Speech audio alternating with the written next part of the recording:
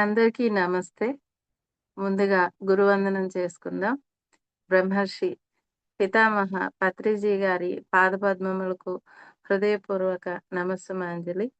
Sadhguru movement వ్యవస్థాపకులు గురుదేవులు Shri Bhimineni Vamshikiran master గారి పాదపద్మములకు హృదయపూర్వక నమస్సుమాంజలి.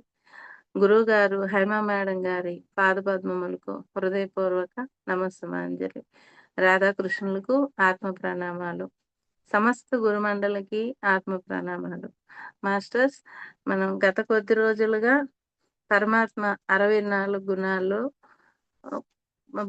ప్రతి వారం కొన్ని గుణాలు అందులోంచి జ్ఞానకోణం గురించి తెలుసుకుంటున్నాం. ఈరోజు ఒక 5 గుణాలు అందులోని జ్ఞానకోణం గురించి తెలుసుకుందాం. అవేంటి అంటే 57వ గుణం కోటి బ్రహ్మాండ విగ్రహ, 58వ గుణం అవతార వలీ బీజం, 59వ గుణం హతారి గతిదాయక్, 60వ గుణం ఆత్మారామ గణాకర్షి, 61వ గుణం లీలా మాధుర్యం గురించి అందులోని జ్ఞానకోణం గురించి తెలుసుకుందాం. 57వ గుణం కోటి బ్రహ్మాండ విగ్రహ అంటే అన్కౌంటబుల్ యూనివర్సెస్ జనరేటెడ్ బాడీ, అంటే ఆయన శరీరం నుంచి లెక్కలేనన్ని విశ్వాలు, అంటే అన్కౌంటబుల్, మనం లెక్కించలేము వాటిని. అన్ని విశ్వాలు ఉత్పన్నం అవుతుంటాయి, మళ్ళా కలిసిపోతుంటాయి, మళ్ళా ఉత్పన్నం అవుతుంటాయి. కాబట్టి ఆ విశ్వాలు అన్నీ కూడా ఎక్కడి నుంచి ఉత్పన్నం అవుతాయి అంటే ఆయన శరీరం నుంచి ఉత్పన్నం అవుతాయంట. మనం దీనికి ఉదాహరణగా ఆ గజేంద్ర మోక్షం చెప్పుకుందాం. భాగవతంలో గజేంద్ర మోక్షానికి ఒక ప్రత్యేకత ఉంది, దాని గురించి చెప్పుకుందాం. పాల సముద్రం అంటే మన మిల్కీ వే, ఇది మన భూభాగం కాదు. ఇక్కడ త్రికూట పర్వతం అనేది ఉండేదట. అంటే 3, కూటము అంటే శిఖరాలు అన్నమాట. ఈ 3 ఎలాగుంటాయి అని అంటే కాంచనం అంటే బంగారు, ఇనుము, వెండి, ఇలా 3 రకాల పర్వతాలు. అది ఎంత ఉంటుంది అంటే 10,000 యోజనాలు విస్తీర్ణం. యోజనం అంటే 8 మైళ్ళు. 10,000 యోజనాలు అంటే లెక్కేసుకోండి. అంత పొడవు వెడల్పుతో ఉంటాయంట. అది ఎత్తు కూడా అలా ఉంటాయంట అవి. ఈ గజరాజుకి 10 లక్షల ఏనుగుల సమూహం ఉందంట.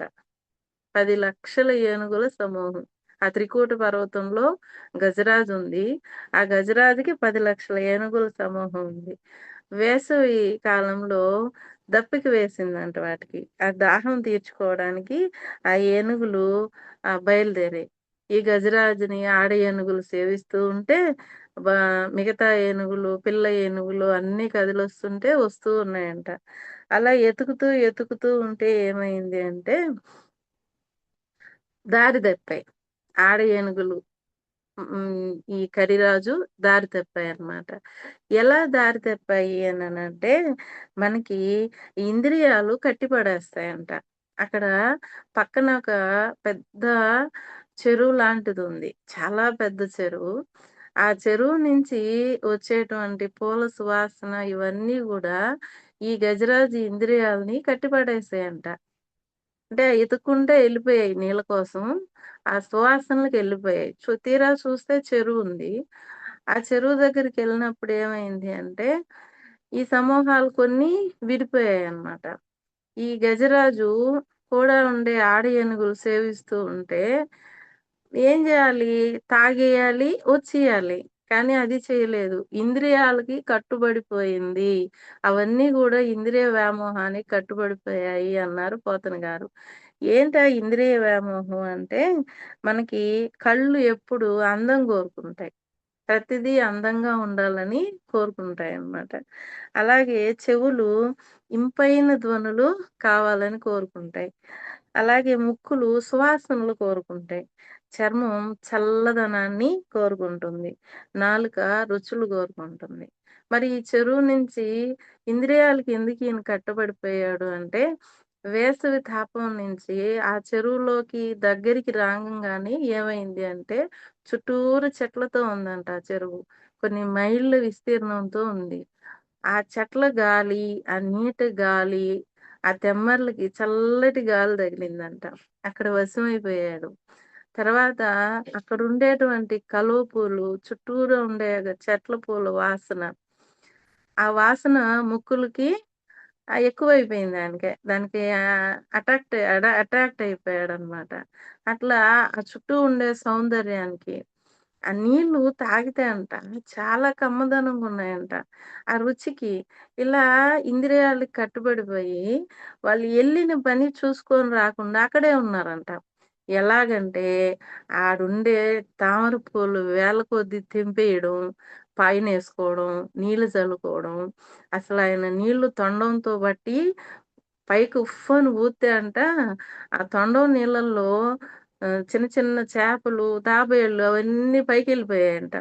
ఎట్టెళ్ళిపోయాయి, ఎంత దూరం ఎళ్ళాయి అని వర్ణించారంటే పోతన గారు, నక్షత్ర మండలిలో ఉండే మీనరాశి, కర్కాటక రాశి అక్కడికెళ్ళి అయ్యే మనాళ్ళున్నారే అనుకున్నంత ఎత్తుకెళ్ళి మళ్ళా వచ్చేసాయంట నీళ్ళు. అంటే అంతగా దాంట్లో లీనమైపోయాడాయన. ఇలా చేస్తూ ఉంటే ఏమవుతుంది అంటే, వచ్చిన పని మానేసి, అక్కడుండే వాటికి డిస్టర్బ్ అవుతాయి. ఆ డిస్టర్బెన్స్ ఏమైందంటే, అక్కడుండేటువంటి ఒక కరిరాజు, ఈ కరిరాజు ఒక డిస్టర్బెన్స్‌కి మకర రాజు ఒకటుందంట. ఆ మకరం ఏం చేసింది అంటే, డిస్టర్బ్ అయింది. ఎందుకని? అది తినింది, నిద్రబోయింది. ఇది చేసే అలజడి అంతా ఇంతా లేదు అన్నమాట. ఆ నీళ్ళల్లో ఉండే జంతువులన్నీ పారిపోవడం, అరుపులు, కేకలు, ఈ నీళ్లు బురదైపోవడం, ఇట్లా అల్లకల్లోలంగుంది ఆ చెరువు. అప్పుడు అది డిస్టర్బ్ అయి నిద్రలేసి, ఎవడ్రా నా ప్రాంతంలో కొంచెం ఇంత గడబిడ చేస్తున్నాడని జెప్పి ఎంక్వైరీ చేసుకుంటా వచ్చింది. ఇలా ఏనుగు చేస్తున్నాడనేసరికి కోపమొచ్చి కాలు పట్టేసిందనమాట. కాలు పట్టేసినప్పుడు ఈ ఏనుగుకేమైందంటే, ఈ మొసలెంత, నేనెంత అని చెప్పి ఒక్క తోపు తోసాడంట. అంటే నేను ఎదిరించగలను, నన్ను నేను రక్షించుకోగలననే విశ్వాసంతో. అది ఎళ్లి పడిపోయి మళ్ళా ఎనక్కొచ్చేసింది. అట్లా కొన్ని రోజులు జరిగిందంట ఆ యుద్ధం. జరిగితే అయితే అది ఒకటుంది ప్లస్ పాయింట్. లోకల్. స్థాన బలిమి అంటారు గదా! అది లోకల్ అది. ఇది నాన్ లోకల్. పైగా ఏంటంటే, అది నీళ్ళల్లో ఉంటే బలమెక్కువ. దీనికి భూమి మీద ఉంటే బలమెక్కువ. అది ఎలా హింసిస్తుందంటే ఏనుగుని, ఏనుగు పాదాల కింద మెత్తల్లాగుంటాయంట. ఆ కాళ్ళు వేళ్ళు దగ్గర మెత్తటి చర్మం ఉంటుంది. దాన్ని కొరికేసి రక్తం తాగేసి మళ్ళా దాక్కుంటుందంట. మళ్ళా ఇది పైకెళ్తామని ఒడ్డుకొచ్చే లోపల మళ్ళా కాలు పట్టి లాగుతుందంట. ఇంకా పక్కనే దీని భార్యలందరూ ఏడుస్తున్నారు. ఇది విలవిలలాడిపోయింది. ఎంతగా అంటే, నేను బలవంతుడిని, నేను రక్షించుకోగలను, ఇదెంత, ఈ మొసలెంత అనుకున్నటువంటి ఈ కరిరాజు ఇంక నేనేం చేయలేను అని దీనస్థితికెళ్ళిపోయాడు. ఎంత దీనస్థితి అంటే, నేను చనిపోతానేమో, నా ప్రాణాలు నిలవవేమో అని దీనస్థితికెళ్ళిపోయి, గత జన్మల్లో ఉండేటువంటి ఆ భక్తి గుర్తుకొచ్చి అప్పుడాయన చెప్తాడు. ఎవ్వనిచే జనించు జగమెవ్వని లోపల నుండు లీనమై ఎవ్వని యందుడిందు పరమేశ్వరుడెవ్వడు మూల కారణంబెవ్వడు అనాది మధ్యలయుడెవ్వడు సర్వము తానైన వాడెవ్వడు అని నాత్మభౌనీశ్వరునే శరణంబు వేడెదన్ అంటాడు. ఈ పద్యంలో పలానా దేవుడనివి మాట్లాడరు. ఏం ప్రత్యేకించి పలానా పరమాత్మ అని ఉండదు. ఈ ప్రపంచం అంతా ఎవని కారణంగా పుట్టి పెరిగి లీనమవుతుందో, ఎప్పుడు ఈ మొత్తం ప్రపంచానికి మూల కారణమైన ప్రభువు అయ్యున్నారో ఎవరు? ఎవరు ఆది మధ్య అంతరాలు 3 తనే అయ్యున్నాడో, ఎవరు తనకు తాను పుట్టినాడో, ఎవరు ఈ ప్రపంచానికి అంతటికి ప్రభువో, ఆయన్ని నేను శరణు అని చెప్పాడు. పోతన గారు ఈ పద్యం చక్కగా రాశారనమాట. ఇంకా, ఇంకా ప్రాణం సన్నగిల్లిపోతా ఉంది. అప్పుడు ఇంకా ఏం చెప్పుకున్నాడంటే, లోకంబులు లోకేశులు, లోకస్తులు తెగిన తుది నలోకంబగు పెంచీకటి కవ్వల, ఎవ్వడు ఏకాకృతి వెలుగు, అతని నేను సేవించెన్. లోకంబులు అంటే లోకాలన్నీ, లోకాధిపతులు, లోకులంటే ప్రజలు నశించిపోయిన తర్వాత అంటే యుగాంతాలు, మహాప్రళయం జరిగిన తర్వాత కూడా లోకమనేదే లేనప్పుడు దట్టమైన చీకటికి అవతల ఏ పరమ పురుషుడు ఒకే ఆకారంతో ప్రకాశిస్తున్నాడో కాంతితో, అతనిని మాత్రమే నేను సేవిస్తున్నాను. లోకంబు అంటే 14 లోకాలు. ఏడేడు 14 లోకాలంటారు గదా! ఇవన్నీ గూడా మహాప్రళయంలో ఎళ్ళిపోతుంటాయి.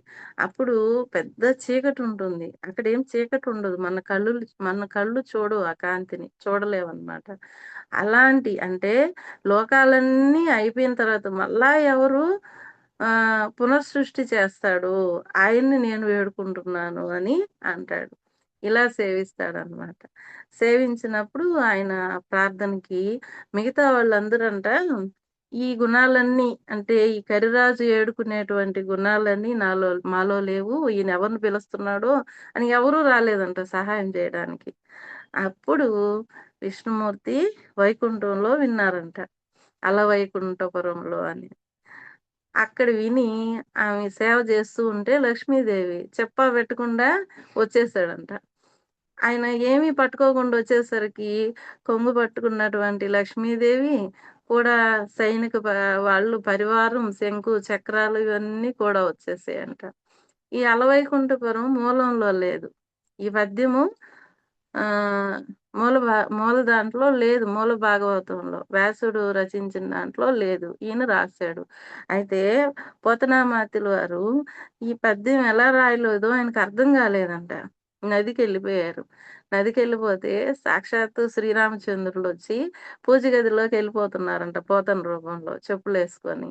అప్పుడు కూతురు శారద నాన్న నాన్న ఇదేంది చెప్పులు ఎప్పుడు ఏసుకెళ్ళవు గదా! ఎందుకు ఏసుకెళ్తున్నావంటే, అవునా అని వదిలేసి లోపలికెళ్ళి ఈ పద్యం రాసేసి, మళ్ళా వచ్చి కూతురిని అడిగి పాలు తాగి కొంచెం వదిలేసి ఎళ్ళాడంట. మళ్ళా పోతనామాత్యులొచ్చి లోపలికెళ్తున్నాడు రాయడానికి. ఈయన ఎప్పుడైతే రాసాడో అక్కడ ఆయనకి తట్టిందంట ఈ పద్యం. రాద్దామని లోపలికొచ్చేసరికి, "అదేంది నాన్న ఇందాక వచ్చావు గదా!" అని చెప్పిందంట. ఏంటి అంటే, "ఇదిగో చెప్పులు గూడా ఇక్కడ వదిలావు గదా! ఇగో పాలు తాగావు గదా!" అని. అప్పుడు పోతనామాత్యులు మురిసిపోయారంట. అలవైకుంఠపురం అలాగా శ్రీరాములు వారు రాసిందనమాట. దాంట్లో ఆయన వైకుంఠంలో ఆయనున్నటువంటి ప్రదేశం ఎలా ఉంటుందంతా వర్ణిస్తారు ఆ పద్యంలో. అలా ఈయనొచ్చేసేసి చక్రాన్ని వదిలి సంహరిస్తాడు ఆ మొసలిని. మరి ఎవరు ఈ కరిరాజు? నాకీ కథ విన్నప్పుడు ఒక ఏనుగుకి ఇన్ని వేల మంది భార్యలుంటారా అనిపిచ్చింది. అసలేంది ఈయన గత జన్మ అంటే, ఈ కరిరాజు గత జన్మల్లో ఇంద్రద్యుమ్న మహారాజంట ఆయన. ఈయన ద్రవిడ దేశం అంటే తమిళం, కర్ణాటక, తెలుగు ఈ రాష్ట్రాలు ద్రవిడ దేశాలంటారు. ఈ ద్రవిడ దేశాన్ని కొంతకాలం పరిపాలించాడాయన. వైరాగ్యం వచ్చిందంట. అప్పుడు నేను హిమాలయాలకెళ్తానంటే, భార్యలు మేమొస్తాం అన్నారంట. కొడుకులు మేమొస్తాం అన్నారంట. భటులు మేమొస్తాం అన్నారంట. అందరిని తీసుకెళ్ళాడీయన. హిమాలయాలకెళ్ళి తపస్సు చేసుకుంటున్నాడు. నారాయణ స్మరణ చేసుకుంటూ నామస్మరణ. అయితే ఈ నారాయణ నామస్మరణ చేసే కొంది ఆయనకి కొన్ని శక్తులొచ్చాయంట. దాంతో అహంకారం వచ్చింది. ఎంతో వైరాగ్య సంపత్తి పొందినటువంటి ఈ ఇంద్రద్యుమ్న మహారాజుకి అహంకారం వచ్చింది. వచ్చి నేనే నంబర్ 1 భక్తుడిని అని జెప్పి అనుకున్నాడంట. ఒకసారి అక్కడికి అగస్త్య మహాముని వస్తే లేవలేదంట ఈయన. లేకపోయేసరికి ఆయనకి కోపం వచ్చి మూఢుడా లుబ్ధ అని తిట్టాడంట. లుబ్ధ అంటే బోయవాడికి అంటే స ప్రవర్తన ఎలా ప్రవర్తించాలనే సంస్కారం తెలియని వాడా అని తిట్టాడంట. నువ్వు హ్మ్. మంచి గజరాజు కుటుంబంలో పుట్టు. అది గూడా చూడు ఒక గొప్ప గజరాజు కుటుంబంలో గజరాజుగా పుట్టు. అంటే అహంకారానికి చిహ్నం అంట అది. ఏనుగు నా అంతటి వాళ్ళు లేరు అనుకుంటదంట. అందుకని అక్కడ పుట్టమన్నాడంట. ఈ ఇంతమంది భార్యలెందుకున్నారు ఈ జన్మలో అంటే, అక్కడికి ఆయనతో పాటు వచ్చారు గదా! తపస్సు చేసుకోవడానికి. ఆ భార్యలందరూ ఆడ ఏనుగులుగా మారిపోయారు. బిడ్డలందరూ పిల్ల ఏనుగులు. కూడా వచ్చిన భటులందరూ మగ ఏనుగులయిపోయారనమాట. అందుకని అంత పరివారం. మరి ఈ మొసలి ఎవరు అనంటే, హుహు అనేటువంటి గంధర్వుడంట ఆయన. ఆయనేం చేశాడు ఒకసారి భూమి మీదకి విమానం ఎక్కి వచ్చాడు యాత్రకి. హిమాలయాల్లో దేవలుడు, దేవలుడు అనేటువంటి ఋషి గంగా నదిలో ఒంటి కాళ్ళ మీద తపస్సు చేస్తున్నారంట. చేస్తుంటే ఈయనకి ఆయన్ని పరీక్షించాలనిపించిందంట. చూడండి ఎంత ఉన్నత స్థితిలో ఉన్న వాళ్ళైనా కొన్ని ఎక్కాయనుకోండి వాటిని విదిలించుకోవడం కష్టం. అదే ఎరుక. పరమాత్మను పట్టుకున్నప్పుడే మనం ఆ ఎరుకలో ఉండగలం. పరీక్షించదలిసి మొసలి రూపంలో నీళ్ళల్లోకెళ్ళి కాలు పట్టి లాగాడంట. పడిపోయాడు పాపం ఆయన. దేవలుడు ఋషి. ఆయనకి కోపమొచ్చి, "ఏ రూపంలో అయితే నువ్వు నన్ను తపస్సు భంగం చేసావో, ఆ రూపం ఎత్తుతావు" అనేసరికి, అయ్యయ్యో! నేను నాన్ వెజ్ తినలేను. నేను ఆ జన్మలో ఉండలేను అని ఏడ్చాడంట. ఏడిస్తే ఒక మహాభక్తుడు ఏనుగు రూపంలో వస్తాడు. ఆయన్ని పట్టుకుంటావు. నువ్వు ఆయన్ని పట్టుకొని వేధిస్తుంటే విష్ణుమూర్తొచ్చి నిన్ను సంహరిస్తాడు. సుదర్శన చక్రం తగలంగానే నీకు శాపం విముక్తవుతుంది అన్నాడంట. పాపం ఇన్ని రోజులు ఆ మొసలి నాన్ వెజ్ అంటే ఇష్టం లేకుండానే కానీ తినాల్సి వచ్చిందనమాట. అందుకే అంత విసుగుతో ఉండిందది. అలాంటి జన్మ తీసుకునింది. మనం ఇక్కడ నేర్చుకోవాల్సింది వీళ్ళు ఇంద్రద్యుమ్న మహారాజు గాని, ఈ గంధర్వుడు గాని కుహు అనే గంధర్వుడు గాని సామాన్యులు గాదు. మహాభక్తులు. కానీ ఆ చిన్న చిన్న అహంకారాలు పోగొట్టుకోకపోతే ఎంత పతనం అయిపోతామో చూడండి. మళ్ళా జంతు జన్మకెళ్ళిపోయారు. మహారాజు జంతువుగా పుట్టాడు. గంధర్వుడు జంతువుగా పుట్టాడు. కాబట్టి ఎంత నిరంతర ఎరుకుండాలో చూడండి మన మాట మీద, మన ప్రవర్తన మీద అన్నమాట. అంటే ఇక్కడ మనం అనుకున్నాం గదా! ఆయన అన్ని కోటి బ్రహ్మాండ విగ్రహం. అన్ని విశ్వాలు ఆయనలో నుంచే ఉత్పన్నమవుతాయన్నమాట. పోతన గారి పద్యాల్లో ఇది మనకి స్పష్టంగా చూపిస్తారు. అందులో ఈ భాగవతం రాసేటప్పుడు ఆయన ఒక పద్యం రాస్తాడు. స్టార్టింగ్ అన్నమాట. శ్రీ కైవల్య పదంబు చేరుటకునై చింతించెదన్ లోక రక్షైకారంభకు భక్త పాలనా కళా సంరంభకున్ దానవోద్రేక్త స్తంభకున్ కేలి లోల విలస దుగ్జాల సంభూత నానా కంజాంద భవాండ కుంభకు మహానందాంగన డెంబకున్. అంటే ఎవరిని ప్రార్థిస్తున్నాడు ఆయన అంటే చూడండి భాగవతం రాసేటప్పుడు సర్వలోకాలను రక్షించేవానిని భక్తజనులను కాపాడుటలో అత్యుత్సాహం గలవానిని రాక్షసుల ఉద్రేకాలను అణిచేవానిని విలాసంగా చూసే చూపుతోనే నానా బ్రహ్మాండాలు సృష్టించేవాడిని మహాత్ముడైన నందుని అంగన యొక్క కుమారుని అంటే మహానందం దేహంగా గల ఆత్మీయని ముక్తి మార్గాన్ని అందుకోవడానికి సదా స్మరిస్తూ ఉన్నాను. ఇక్కడ చెప్తున్నారు ఆయన విలాసంగా చూసే ఒక చూపుతో నానా బ్రహ్మాండాలు సృష్టిస్తాడంట. అనేక బ్రహ్మాండాలు ఆయన సృష్టిస్తాడు ఆయన కంటి చూపుతో. ఆయన దేహం ఏంటి అంటే మహానందం. ఆయన అవతారమే ఏంటి మహానందం అన్నమాట. ఇది పోతన నేను ముక్తి కావాలని కోరుకుంటున్నాను అని అన్నాడు కానీ ఆయనకేంటి ముక్తి పరమ భక్తుడు ఆయన ఆయన ఎప్పుడు విముక్తుడే. మన కోసం ఇలా ఈ పద్యాన్ని ఇచ్చారనమాట.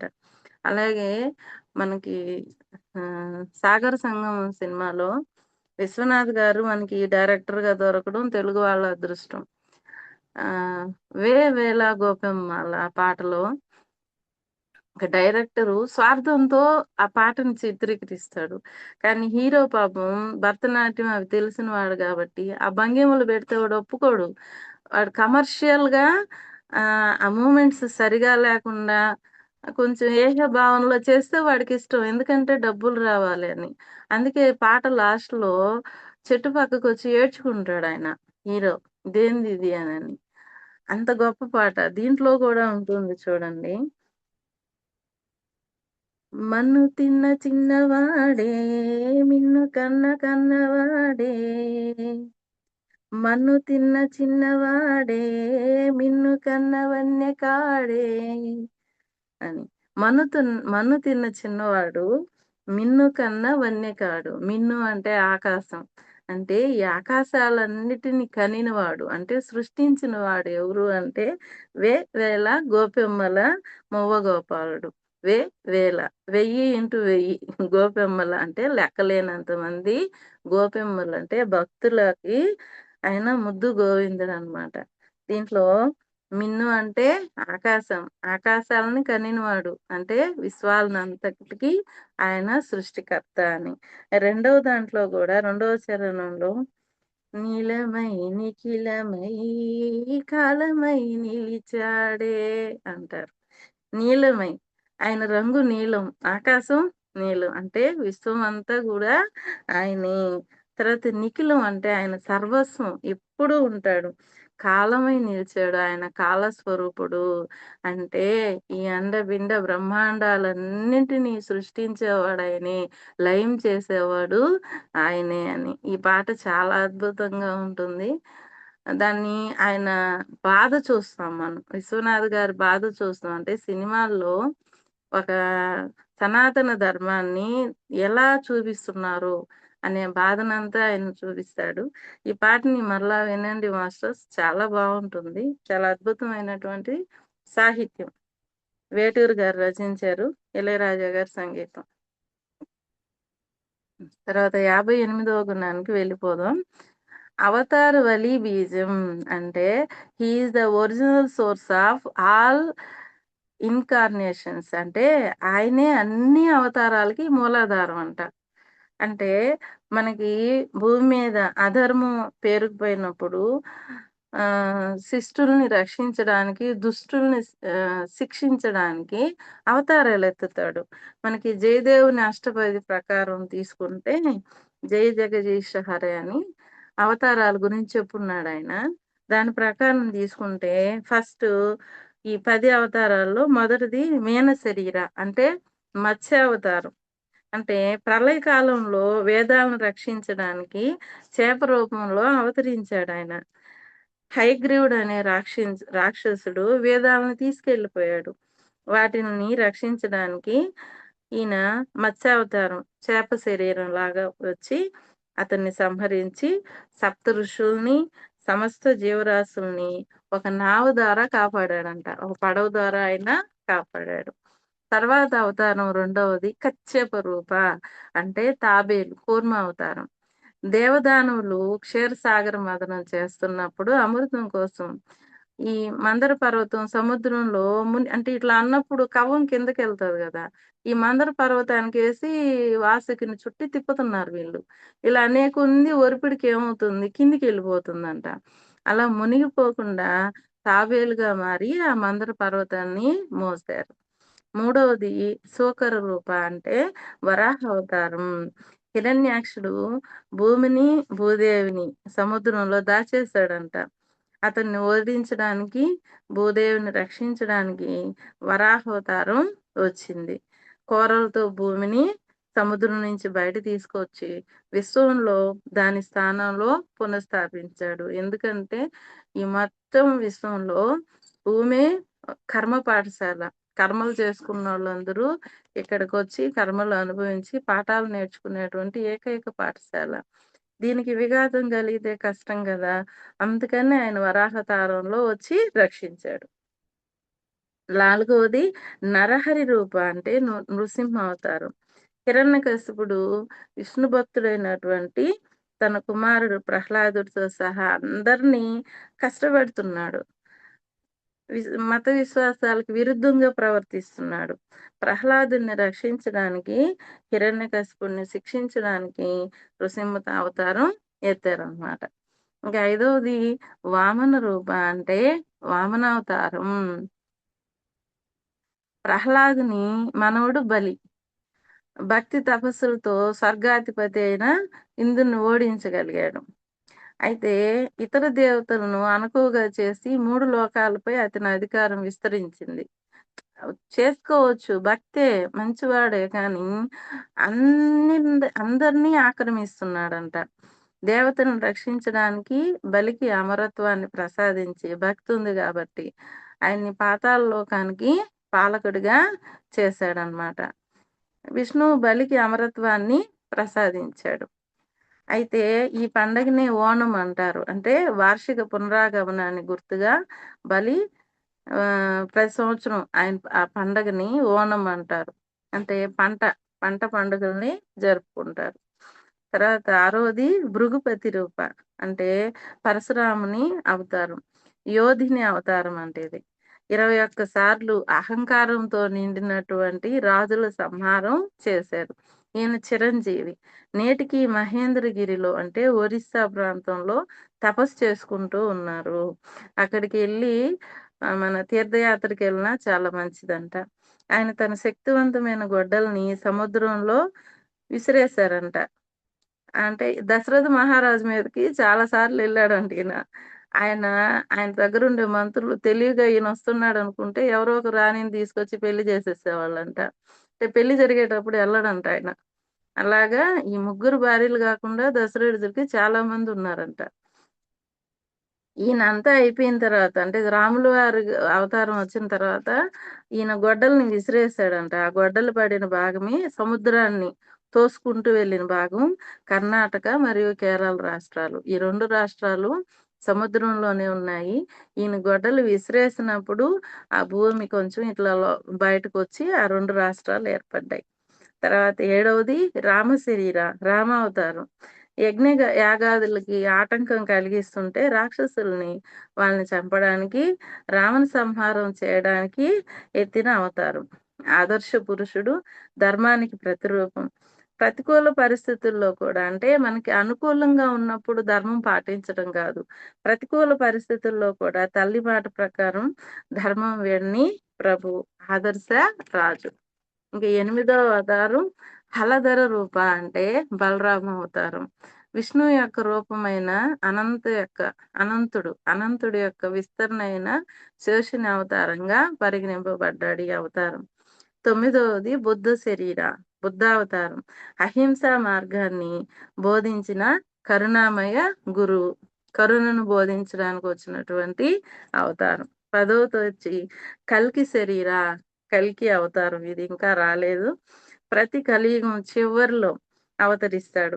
కేవలం గందరగోళం, చెడు మరియు హింస మాత్రమే ప్రబలంగా ఉన్నప్పుడు, ధర్మం ఏ కోశానా లేకుండా గందరగోళం, చెడు, హింస మాత్రమే ఎక్కువగా ఉన్నప్పుడు, ధర్మం కనుమరుగైనప్పుడు అవతరిస్తాడు. కలియుగాన్ని ముగించి సత్యయుగాన్ని మరొక ఉనికి చక్రాన్ని తిరిగి ప్రారంభిస్తాడు. ఇది అయిపోయిన తర్వాత మళ్ళా ఆయన ఒక యుగం మహాయుగాన్ని మళ్ళా చూసుకుంటాడనమాట. ఈ అవతారాలన్నీ ఏంటంటే కృష్ణుడివే అంట. కృష్ణుడే విష్ణువుగా, నారాయణుడిగా, హరిగా, వాసుదేవుడిగా వస్తారు అవతారాలు ఎత్తుతూ. 59వ గుణానికి వెళ్ళిపోదాం. హతారి గతిదాయక్ అంటే granter of salvation to enemies killed. అంటే ఎవరినైతే ఆయన చంపాడో వాళ్ళందరికీ మోక్షాన్ని ఇచ్చిన ఆయన. అతన్ని చంపిన శత్రువులకు మోక్షాన్ని ఇచ్చేవాడు. ఆయన పగతో చంపడం కాదు, వాళ్ళకు మోక్షం ఇచ్చేదానికి చంపేస్తాడు ఆయన. మామూలుగా అయితే ఆ రాజులు గాని, రాక్షసులు గాని, రాజులంటే అందరూ కాదు, ఈ అరిషడ్వర్గాల్లో కూరుకుపోయిన వాళ్ళు ఎలా ఉంటారంటే అవతల వాళ్ళకి పరాభవం కలిగించాలి. అవతల వాళ్ళు నన్ను చూడంగానే స్పృహ పడిపోవాలి, లేదు పారిపోవాలి, లేదు వాళ్ళతో బంధాలు పెట్టేసుకోవాలి, లేదు నన్ను చూసి వాళ్ళు భయపడి పారిపోవాలి, లేదా చచ్చిపోవాలి. ఇలాంటి ఫీలింగ్స్‌తో ఉంటారు. ఈయన ఏం చేస్తాడు అంటే ఎవరైతే అలాంటి వాటిల్లో ఇరుక్కుపోయారో ఈ 5 వాటిల నుంచి విడిపిస్తాడు.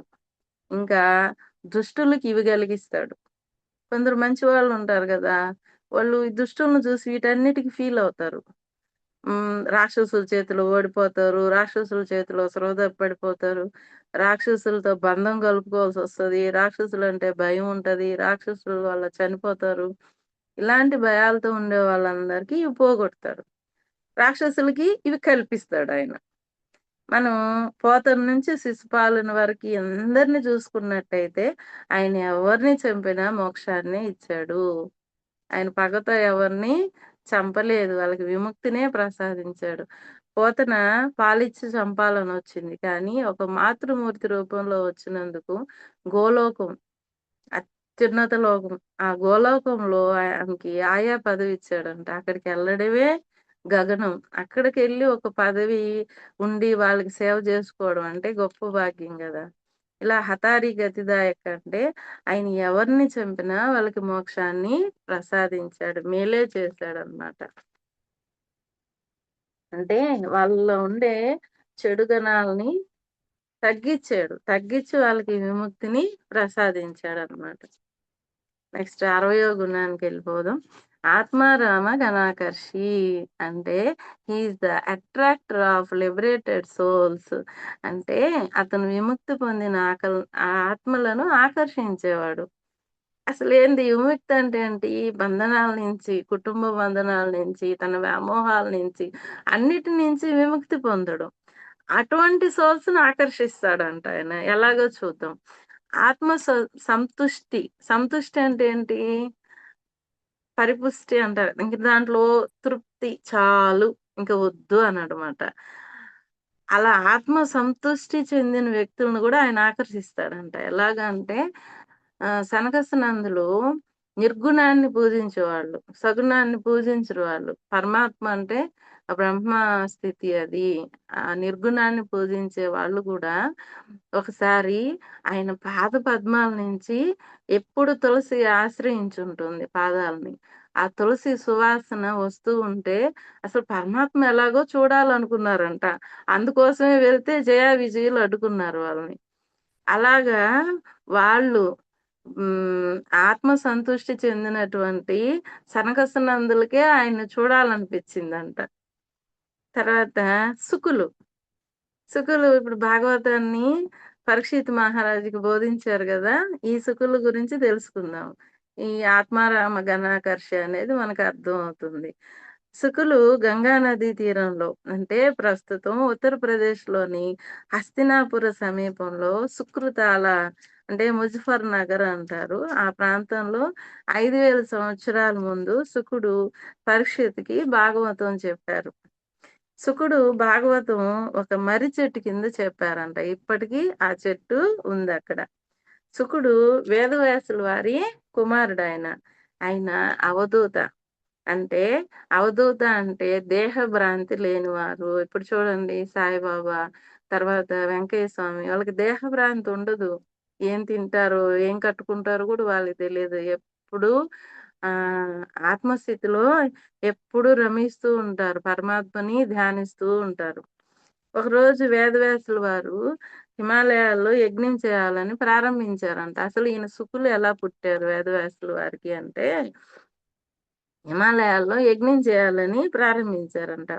యజ్ఞం చేయాలి అంటే ఒక యంత్రం లాంటి దాంట్లో తిప్పుతారంట కర్ర పెట్టి.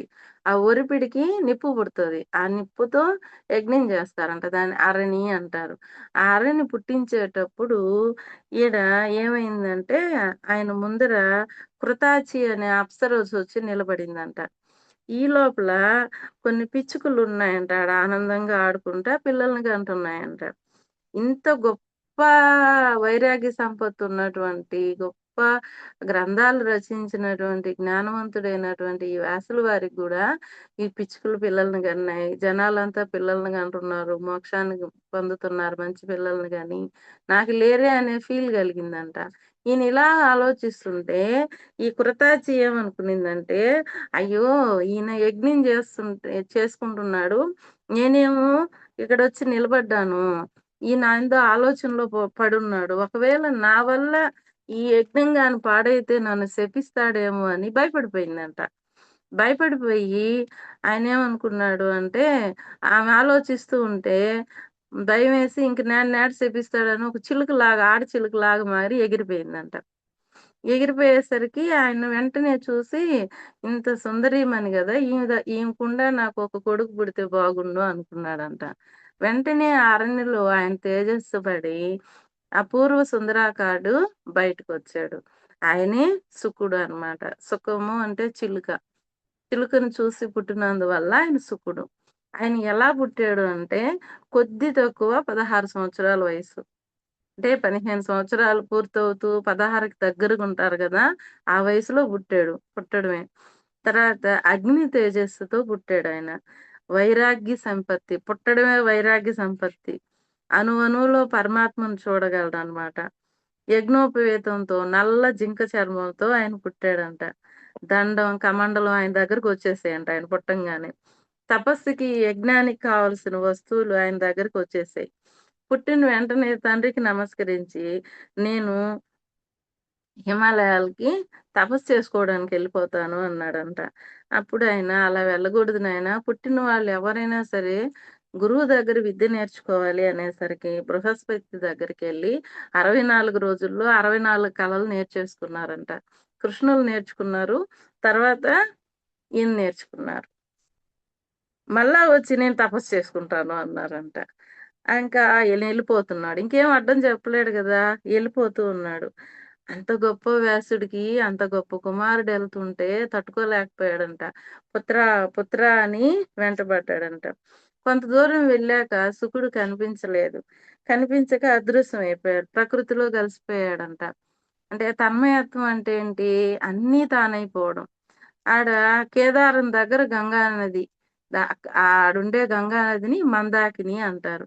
అక్కడికి అప్సరసలొచ్చారంట. ఆళ్ళు స్నానం చేస్తున్నారు గుడ్డలు బయట పెట్టి బట్టలు. శుకుడు ఆ ప్రాంతం దాటి ముందుకు వెళ్తాడంట. అక్కడ దేవతలు మాత్రమే తిరగగలరు. మిగతా వాళ్ళు వెళ్ళలేరు. అదే శంబల. శంబల అందరికి కనిపించదు. ఒకవేళ యోగులు మనల్ని తీసుకెళ్ళినా, గురువులు మన మీద ప్రేమతో ఎక్కువ సేపు మనం ఉండలేమంట అక్కడ. అదంతా ఆకుపచ్చ రంగులో మెరిసిపోతూ ఉంటుంది. ఆ నదిలో దేవతా స్త్రీలు స్నానం చేస్తున్నారు. శుకుడు దాటి వెళ్తూ ఉన్నాడు. వాళ్ళు గమ్ముగా నమస్కరించి వాళ్ళ స్నానం వాళ్ళు చేసుకుంటున్నారు. ఈ లోపల వ్యాసుడొచ్చారు. వ్యాసుడు రాంగానే గబగబా బట్టలు తీసి కట్టుకొని నమస్కారం చేశారంట. "ఇదేందిది నన్ను అవమానించడం మీరు" అంటే, "మేమేం అవమానించడం" అంటే, "వయసులో ఉన్న నా కొడుకుని చూసేమో గమ్ముగుంటారా నమస్కరించి? నన్ను చూసి గబగబా బట్టలు కట్టుకుంటారా? అవమానం గదా ఇది నాకు" అన్నారంట. అంటే అప్పుడు ఆళ్ళేం జెప్పారంటే, "నీ కొడుక్కి విపరీతమైన వైరాగ్య సంపత్తుంది. ఆయనకి అందరిలో పరమాత్మను చూసే గుణం ఉంది. కానీ నీలో ఇంకా రాగద్వేషాలు కొన్ని ఉన్నాయి. కోరికలున్నాయి. అందుకనే మేము నిన్ను చూసి బట్టలు కట్టుకున్నాము" అన్నారంట. ఆయనకి నాలో ఇంకా కోరికలు పోలేదనే బాధ ఒక పక్క, ఇంత గొప్ప కొడుకుని గన్నానా అని ఆనందం ఒక పక్క కలిగాయంట ఆయనకి. ఈయన వెళ్తూ ఉన్నాడు కొడుకుని ఎతుక్కుంటూ. ఎక్కడి దాకా ఎళ్ళాడు అంటే, పాండవులు చివర్లో తీర్థయాత్రలకి ఎళ్లారు గదా! ఆ మహాప్రస్థానం అంటారు. అక్కడికెళ్ళిపోయారంట. ఈ శుకులకు గూడా చూడండి అక్కడికి తీర్థయాత్రకెళ్ళాలనిపిచ్చింది. అంటే తీర్థయాత్రలు వెళ్తే గాని మానవ జన్మకి తరించడం ఉండదంట. అందుకే గురువులు చూడండి, వాళ్ళు ఎంతో కష్టం. టూర్‌లు నడపడం అంటే ఎంత భారం. ఎందుకు తీసుకెళ్తారు? ఇప్పుడు వంశీ సార్ ఉన్నారు. ఎందుకు తీసుకెళ్తున్నారు? అన్ని కష్ట నష్టాలు కోర్చి అంటే మనల్ని తరింపచేయడానికి. మానవ జన్మ ఎత్తితే తీర్థయాత్రలు చేస్తే గాని తరించమంట.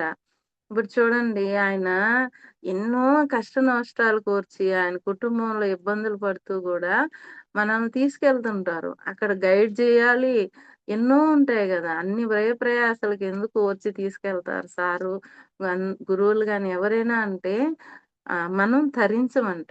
కంపల్సరీగా అంత వైరాగ్య సంపత్తున్నటువంటి శుకులే తీర్థయాత్రలకి వెళ్లారు. అలాగే ధర్మరాజు వాళ్ళు గూడా రాజ్యం జేసుకోవచ్చులే అనుకోలా. తీర్థయాత్రలకి బయలుదేరారనమాట. ఈ మహాభారతము ఈ మహాప్రస్థానంతో మొదలవుతుంది. కృష్ణుడు అవతారం చాలించడంతో క్లోజ్ అవుతుంది. అక్కడ చెప్తారండి ఇది శాశ్వతం గాదని చెప్పడం మహాభారతం యొక్క అర్థం. భాగవతం ఇహలోక సుఖాలిస్తుంది.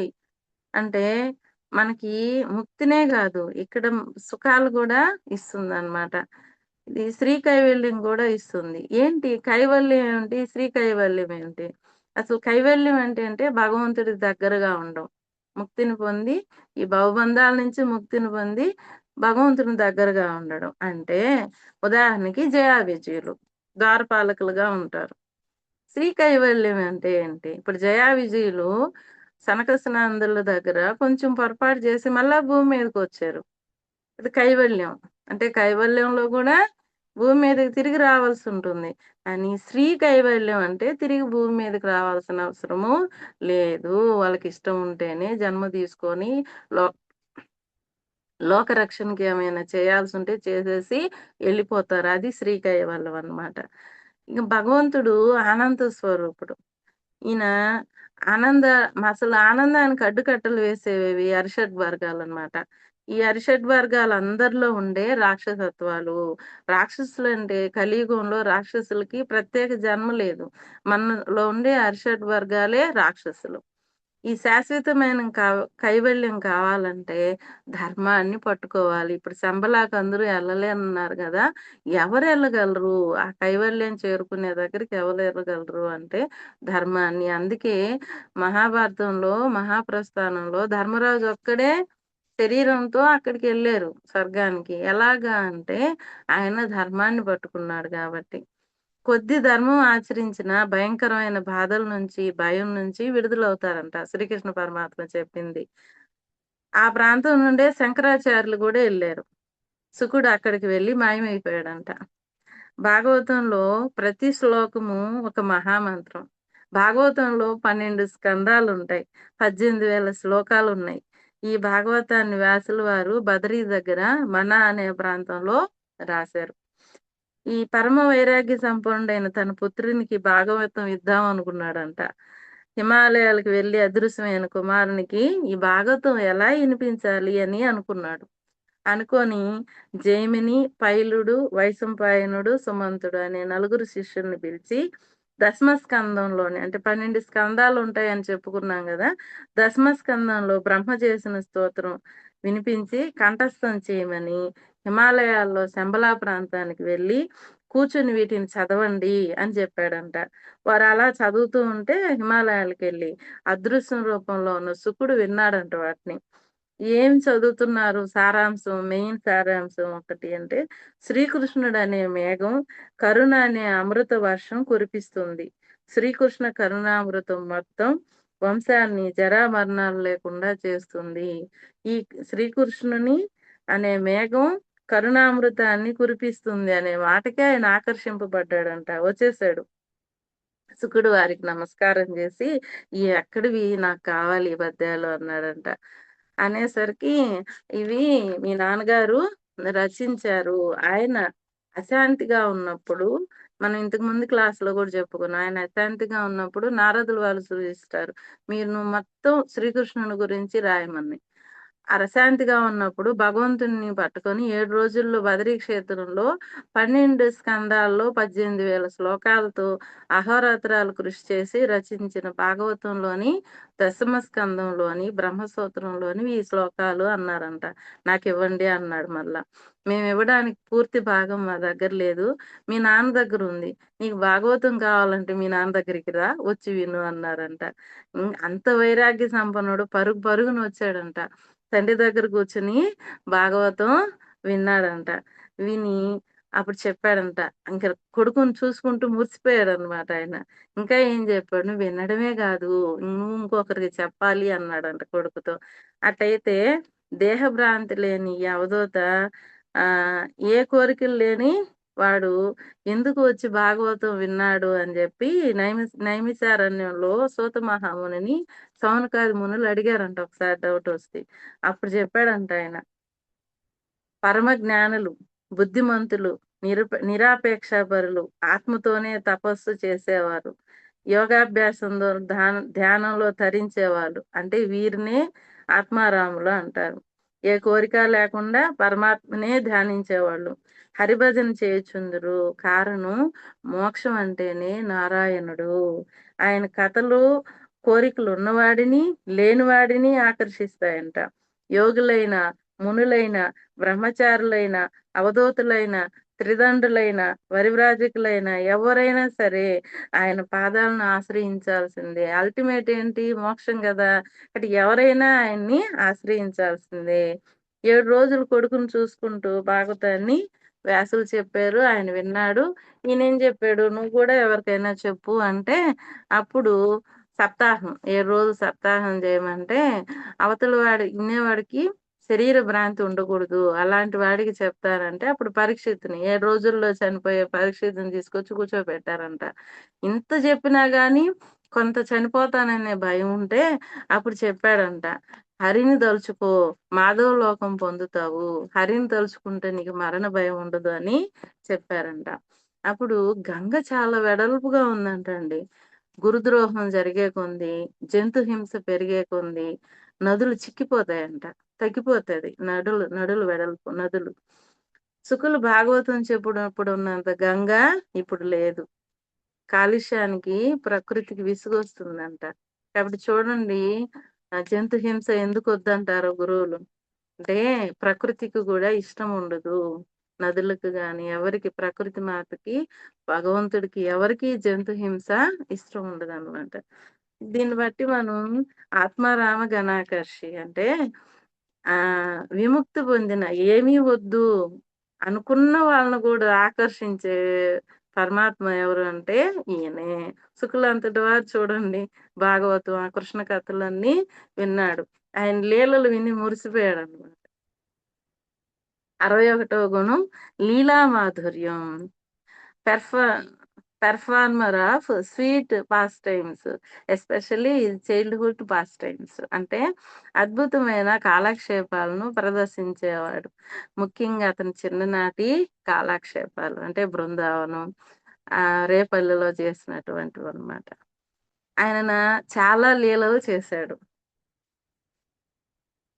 ఉన్నత రసం ఏందంటే మాధుర్య రసం. మాధుర్య అంటే తీపి, అందం, ఆకర్షణ లేదా మనోహరమైన ప్రేమ. లీ లీల అంటే దైవక క్రీడ. దైవక ప్రేమ అంటే మాధుర్య లీల అనేది భగవంతుడు తన భక్తులు గోపికలు, రాధారాణి వంటి వారు పంచుకునే అత్యున్నతమైన నిస్వార్థమైన శృంగార ప్రేమకు ప్రతీక. బృందావన రాసలీలలు ఈ కోవలోకి వస్తాయి. ఇవి భౌతికమైనవి కావు, ఆధ్యాత్మికమైనవి. భౌతికమైనవి కావు. అటు రాసలీల అనేది ఎక్కడ పడితే ఎవరికి పడితే వాళ్ళకి వాడకూడదు. అవి భౌతికమైనటివి కానే కావు, ఆధ్యాత్మికమైనవి. అంతరంగిక భక్తి. ఇది భక్తి యోగంలో అత్యుత్తమైన మాధుర్య రసంగా పరిగణించబడుతుంది. అంతరంగిక భక్తి. ఇక్కడ భక్తుడు భగవంతుడిని తన ప్రియుడిగా భావించి ఆరాధిస్తాడు. ఇప్పుడు మీరా వీళ్ళందరూ అన్నమాట. భగవంతుని మధురత్వం. ఈ లీలలు కృష్ణుని యొక్క మనోహర రూపాన్ని మరియు అతని భక్తులపై ఉన్న అపారమైన ప్రేమను ప్రదర్శిస్తాయి. భక్తుల మీద భగవంతుడికి ఉండేటువంటి అపారమైన ప్రేమను ప్రదర్శించేవే భగవంతుని మధురత్వం. అదే లీలా మాధుర్యం. మనం దీనికి ఉదాహరణగా తులసీదేవి చరిత్రను తీసుకుందాం. గోలోకంలో రాధాదేవి చెలికత్తె బృంద శాపవశాత్తు ఆమె భూలోకంలో ధర్మధ్వజుడు మాధవి దంపతులకు పుట్టింది. బాల్యం నుండి ఆమెకి హరిభక్తి ఎక్కువ. శ్రీకృష్ణుడు అంటే ప్రాణం. కృష్ణుడు అంటే ఆమెకు ఆరాధన. ఒకరోజు వాళ్ళమ్మ భూలోకంలో పుట్టిన వారు తాము అనుకున్నది చేసింది అనుకున్నది సాధించాలంటే తపస్సు చేయాలని చెప్పిందంట వాళ్ళమ్మ. తులసి తపస్సు చేసింది. బ్రహ్మ ప్రత్యక్షమయ్యి నీకేం వరం కావాలో కోరుకో అనగానే కృష్ణుడు నా మనోవల్లభుడు కావాలి అంది. మనోవల్లభుడు మానసిక భర్త అనగానే నాకు గతం గుర్తుంది అని చెప్పిందంట. నాకు గతం కూడా గుర్తుంది. నేను ఎక్కడి నుంచి వచ్చాను, గోలవరకం నుంచి వచ్చాను. నాకు గతం గుర్తుంది అని చెప్పిందంట. గోలోకంలో శ్రీకృష్ణుని శక్తి సుధాముడుగా ఉంది. అతను రాధాదేవి మాట వినకపోయేసరికి భూలోకంలో రాక్షసుడిగా జన్మించమని శపించింది. అతడు కృష్ణుడు అంశ. అతను భూలోకంలో జన్మిస్తాడు. మీరు 1000 సంవత్సరాలు హాయిగా జీవిస్తారు. తర్వాత మీరిద్దరూ ప్రపంచానికి పనికి వచ్చే పూజ్య వస్తువులుగా మారిపోతారు. తర్వాత ఈ గోలోకానికి చేరుకుంటారు అన్నారంట. కాబట్టి సుధాముడనే కృష్ణుడి శక్తి ఉంది. అతను వివాహం చేసుకుంటావని వరం ఇచ్చారంట. ఆమె శ్రీకృష్ణుడి విగ్రహాన్ని పూజించేది తులసి. విప్రచిత్తి అనే రాక్షసుడు ఉండేవాడు. అతను బలిచక్రవర్తి అనుయాయుడు. అనుయాయుడు అంటే ఇష్టుడు. బలిచక్రవర్తి అంటే చాలా ఇష్టం ఆయనకి. విప్రచిత్తుడికి వామన రూపం అంటే భక్తి. ఆ వామన రూపం అంటే చాలా ఇష్టం అంట. విప్రచిత్తుడికి దంభుడు అనే కొడుకు పుట్టాడు. ఈ దంభుడు నీళ్ళల్లో ప్రవేశిస్తే నీళ్లను స్తంభించిపోయావంట. నీళ్ళు ఆగిపోతాయి. అందువలన అతని జలంధరుడు అనే పేరొచ్చిందంట. అతనికి భూమి మీద ఉన్నట్టే నీళ్ళల్లో ఉండగలడు. గోవింద. ఇతనికి ఒక కొడుకు పుట్టాడు జలంధరుడికి. అతని పేరు శంఖచూడుడు. ఇతను నీలంగా, అందంగా ఉండేవాడు. శంఖచూడుడు బ్రహ్మ కోసం తపస్సు చేశాడంట. తులసి మాత ఎలా తపస్సు చేసిందో ఆయన కూడా అలా తపస్సు చేశాడు. బ్రహ్మగారు ప్రత్యక్షమయ్యి నీకేం వరం కావాలో కోరుకోమనంగాని నేను కృష్ణుడిలో ఐక్యమైపోవాలి అని అన్నాడంట. ఆమెమో మనోవల్లభుడు కావాలి కృష్ణుడు అనింది. ఈయన నేను ఐక్యమైపోవాలి అన్నాడంట. అలా కుదరదు, నీకు శాపం ఉంది, శాప విముక్తి అయినాక ఐక్యమైపోదు. నేను నీకు కృష్ణుడి విగ్రహం ఇస్తాను, పూజించు, నీకు అపురూప సౌందర్యవతి భార్య అవుతుంది, ధర్మార్థ కామ మోక్షాలని సాధించు అన్నాడంట. శంఖచూడుడు స్వామి నాకు ఈ సన్యాసాశ్రమం చాలు, కుటుంబం వద్దు అన్నాడంట. సరే నువ్వు ఇంటికి వెళ్ళే లోపు స్త్రీ వ్యామోహంలో పడకుంటే సన్యాసాశ్రమం ఇస్తా. ఒకవేళ నువ్వు స్త్రీ వ్యామోహంలో పడితే ఆ స్త్రీ పాతివృత్యం చెడనంత వరకే నీ ఆయువు అన్నారంట బ్రహ్మగారు. దారిలో అతనికి ఒక తోట కనిపించింది. బ్రహ్మగారు అన్నారు వచ్చేస్తున్నారు శంఖచూడుడు. తోట కనిపించింది. ఆ పూల వాసనకి అతను తోటలోకి వెళ్ళాడంట. అది ధర్మధ్వజుని ఉద్యానవనం, తులసీదేవి నాన్నగారిది. నిన్ను చూశాక నాకు గృహస్థాశ్రమం తీసుకోవాలనిపిస్తుంది, నన్ను పెళ్లి చేసుకో అన్నాడంట తులసీదేవిని చూసి. ఆమె మగవాళ్ళని నేను నమ్మను, వీళ్ళు ఎప్పుడు నిత్య నూతనం కోరుకుంటారు, చేసుకుంటారు, మళ్ళా కొద్ది రోజుల తర్వాత వేరే వాళ్ళని కోరుకుంటారు. మగవాళ్ళని నేను నమ్మను, నిన్ను నేను చూసుకోను అనిందంట. నీవు అలా చెప్తే ఎలా వింటాను, ఎలాగైనా సరే నువ్వు ఎట్ట చెప్తే అలా వింటాను. నేను గోలోకంలో సుధాముడును, శాపవశాత్తు ఇలా పుట్టాను, నన్ను పెళ్లి చేసుకో అన్నాడు. అప్పుడు ఆమె సమ్మతి చెందింది. ఎందుకంటే ఆమెకి గతం గుర్తుంది, ఈయన చెప్పాడు గోలోకం నుంచి వచ్చానని. అందుకని ఇద్దరు గాంధర్వ వివాహం చేసుకున్నారు. చేసుకొని ఇంటికి వెళ్ళి మళ్ళీ పెద్దలని ఒప్పించి హాయిగా ఉన్నారనమాట. ఇలా హాయిగా జీవిస్తుంటే రాక్షస వంశస్థులు కదా వాళ్ళు, రాక్షసులంతా శుక్రాచార్యుల దగ్గరికి వెళ్ళారంట, రాక్షసుల గురువు దగ్గరికి వెళ్ళి శంఖచూడుడు ఆయన రాజ్యం అదంతా బాగుంది, పేరు ప్రఖ్యాతులు ఉన్నాయి, బాగుంటే చెడగొట్టేస్తారు కాబట్టి ఆయన ప్రభువుగా చేయమన్నారంట. చేయమనేసరికి శుక్రాచార్యులు శంఖచూడుని దగ్గరకు వచ్చి ధనుజు వంశాన్ని ఉద్ధరించు, నీ జాతిని రక్షించు, సురజాతినికి నాశనం చేసి అసురు జాతికి పీఠం కట్టబెట్టు అన్నాడంట. నీ జాతిని రక్షించు అని చెప్పి గురువాజ్ఞ స్వీకరించి రాక్షసులకు ప్రభు అయిపోయాడంట. ప్రభువుని చేశారు, ఇరికిచ్చేశారు. అసురు సైన్యాన్ని ఎంటబెట్టుకొని దేవతల మీదకి దాడి చేశాడు, స్వర్గాన్ని ఆక్రమించుకున్నాడు అన్నమాట. ఇంకా దేవతలంతా కాంతి సీకులు అయిపోయారు, పారిపోయారు. అంటే తలదాచుకోవడానికి వచ్చిన వాళ్ళని కాంతి సీకులు అంటారు. వీళ్ళు వేరే వేరే ప్రాంతాలకు పోయి తలదాచుకుంటున్నారు దేవతలు. వీళ్ళందరూ బ్రహ్మ దగ్గరికి వెళ్ళి మొరబెట్టుకున్నారు. గోవింద. ఈ శివుడు పుష్పదండు అనే గంధర్వుని పిలిచి, ఈ బ్రహ్మ కూడా ఏం చేశాడు అంటే శివుడి దగ్గరికి వెళ్ళాడు. నా వల్ల కాదు నాయనా, రా పోదామని శివుడి దగ్గరికి వెళ్ళారు. ఎందుకంటే ఇంక అందరూ అక్కడికే కదా వెళ్తారు. వెళ్ళేసరికి ఆయన ఏం చేశాడు, పుష్పదంతుడిని పిలిచాడు, రాయబారానికి పంపించాడు అనమాట, యుద్ధం వద్దు అని. కానీ శంఖచూడుడు వినలేదు. ఎందుకంటే వినే మూడున్న పక్కనుండే రాక్షసులు ఆయన్ని విననీరు, యుద్ధానికి రెడీ అన్నాడు. అప్పుడు శివుడు యుద్ధం చేశాడు. 100 సంవత్సరాలు యుద్ధం చేశారంట. శివుడు శూలంతో కొడుతుంటే తల కింద పడిపోతుందంట, మళ్ళా అతుక్కుంటుందంట. అప్పుడు విష్ణువుని పిలిచాడంట శివుడు. ఏంది ఇలా జరుగుతుందంటే బ్రహ్మ వరం ఇచ్చున్నాడు, ఆమె పాతివ్రత్యం దెబ్బతింటే తప్ప నీ శూలంతో అతని తల తెగిపడదు, నేను పోయి చూసుకుంటాను నువ్వు గాని అన్నాడంట. ఈయన శంఖచూడు వేషంలో వచ్చాడు తులసి దగ్గరికి, ఆమెతో ఉన్నాడు. ఉండేసరికి అక్కడ శంఖచూడు చంపబడ్డాడు. పాతివ్రత్యం దెబ్బతినింది కదా, చంపబడ్డాడు. కొంతసేపటికి తలుపు తడుతున్నారు. తలుపు తడుతుంటే శబ్దం విని తులసి లేచిందంట. చూస్తే నిద్రలో ఉన్నప్పుడు ఎవరికైనా అసలు రూపం వస్తుంది, ఈయనకి రాదు, కావాలని రప్పించుకున్నాడు. చూసి నువ్వు ఇంత మోసం చేస్తావా, నా భర్త చనిపోయాడు నీ వల్ల, నువ్వు సెలవైపోతావు అని శపించిందంట.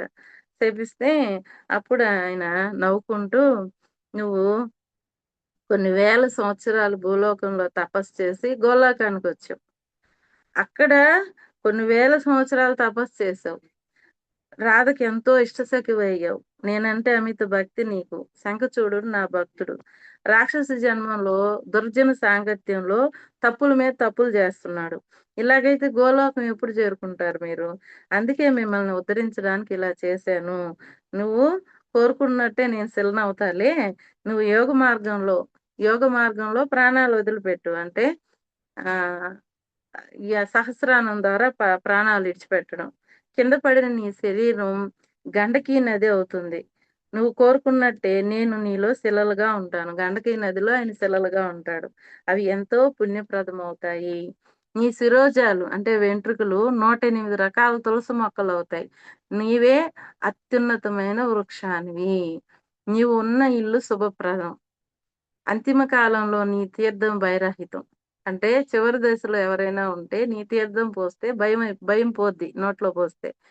కార్తీక మాసంలో తులసి ఆకులతో ఇచ్చిన దానం ఎంతో పుణ్యప్రదం. ఎన్ని వరాలు ఇస్తున్నాడో చూడండి.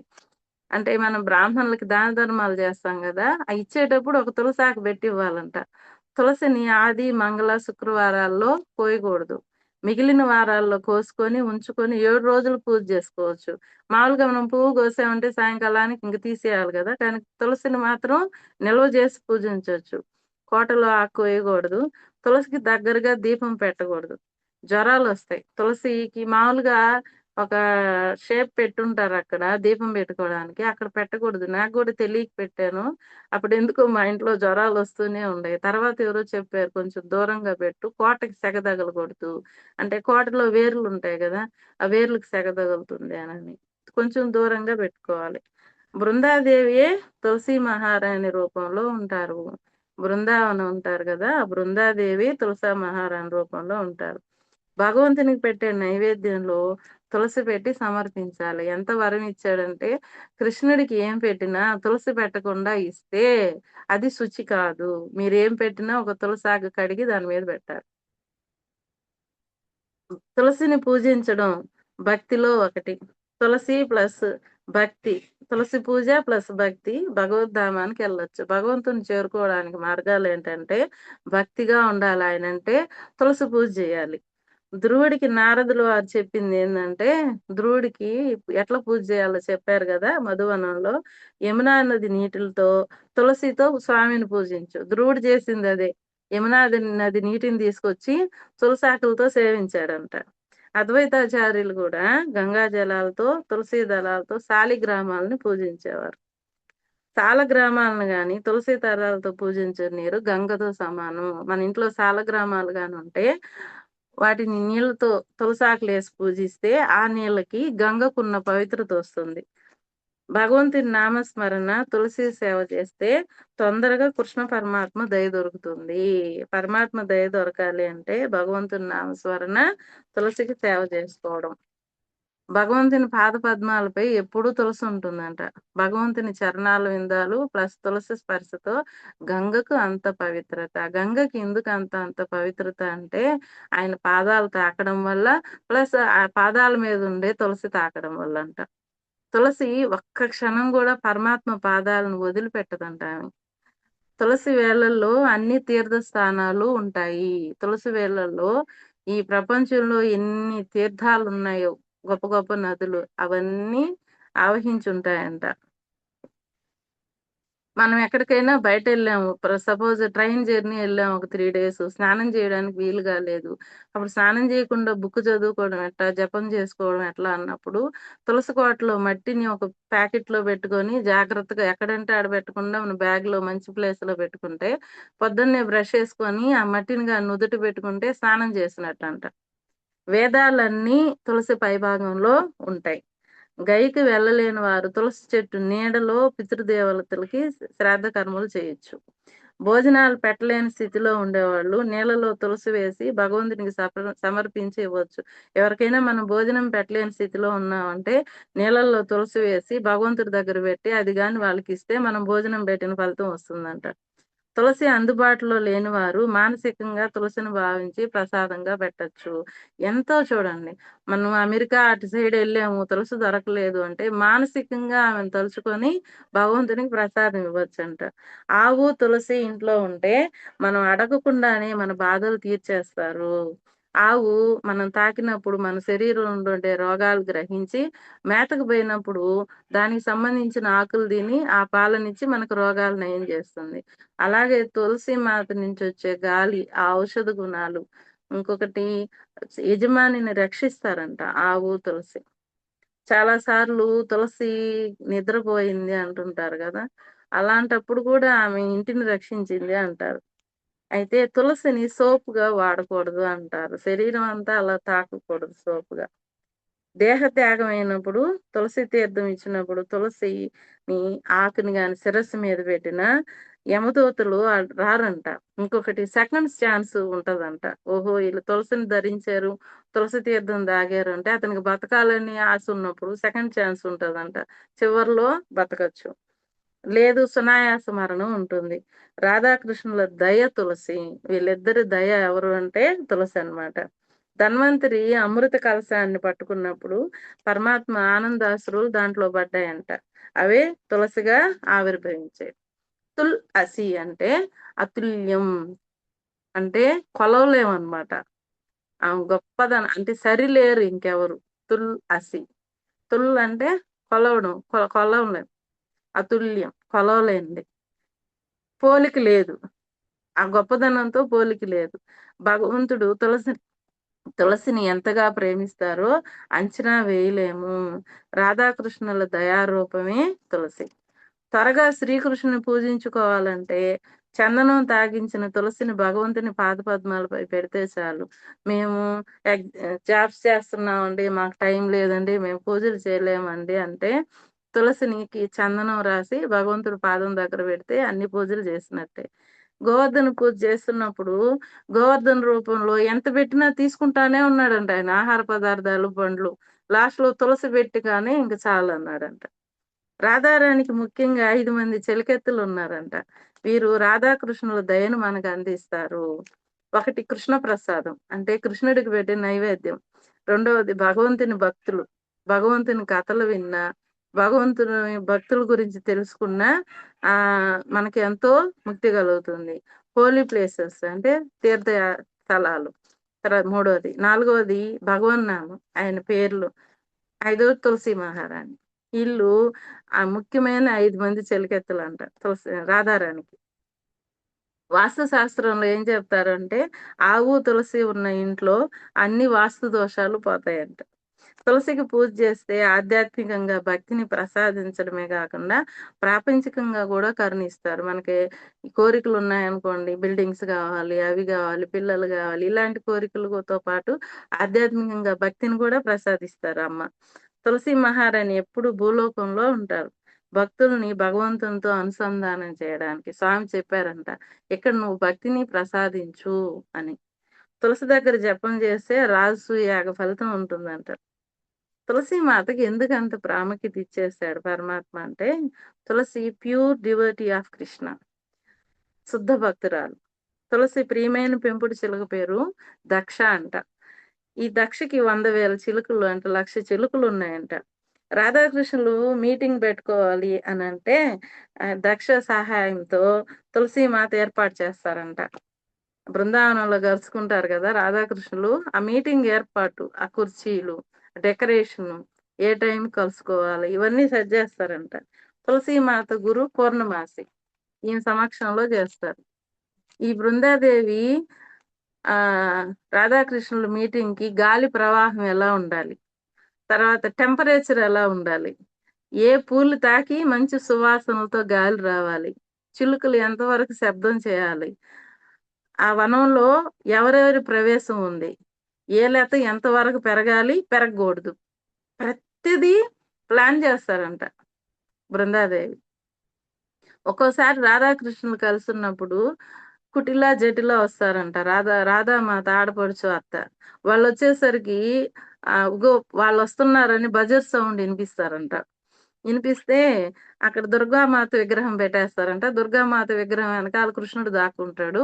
రాధాదేవి దుర్గాదేవిని పూజిస్తున్నట్టు ఉంటదంట. వాళ్ళు చూసి వెళ్ళిపోతారు.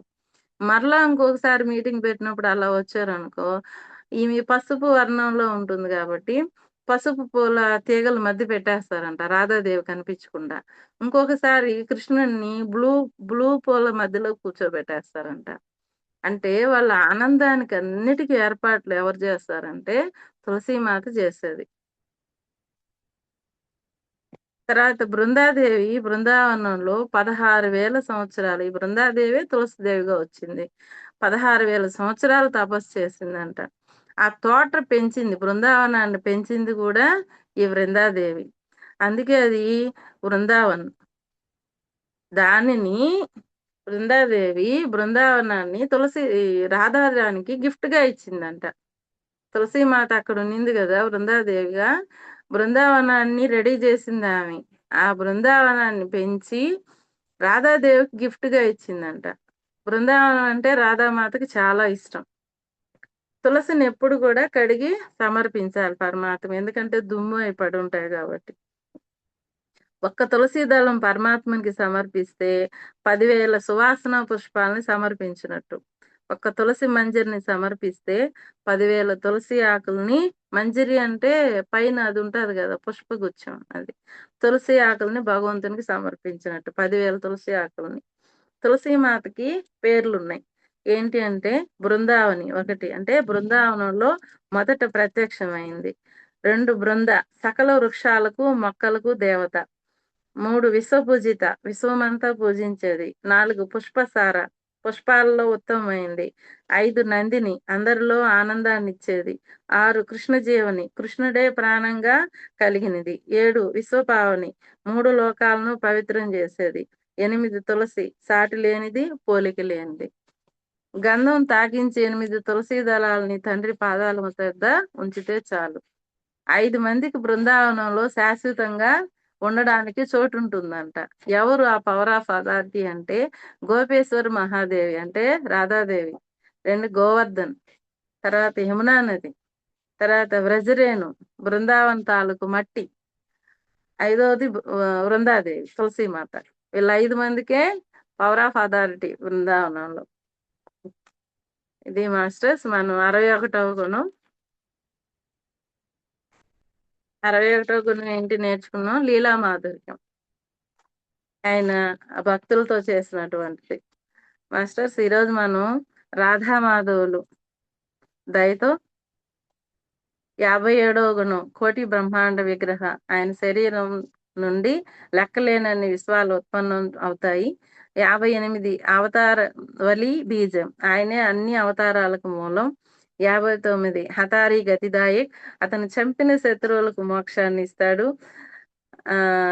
60వది ఆత్మారామ గణాకర్షి, అతను విముక్తి పొందిన ఆత్మలను ఆకర్షిస్తాడు.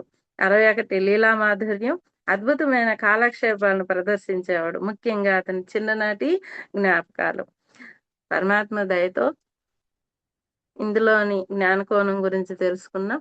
రాధామాధవుల దయతో పరమాత్మ 64 గుణాల్లో మిగిలిన 3 గుణాల గురించి, అందులోని జ్ఞానకోణం గురించి తర్వాత వారంలో తెలుసుకుందాం.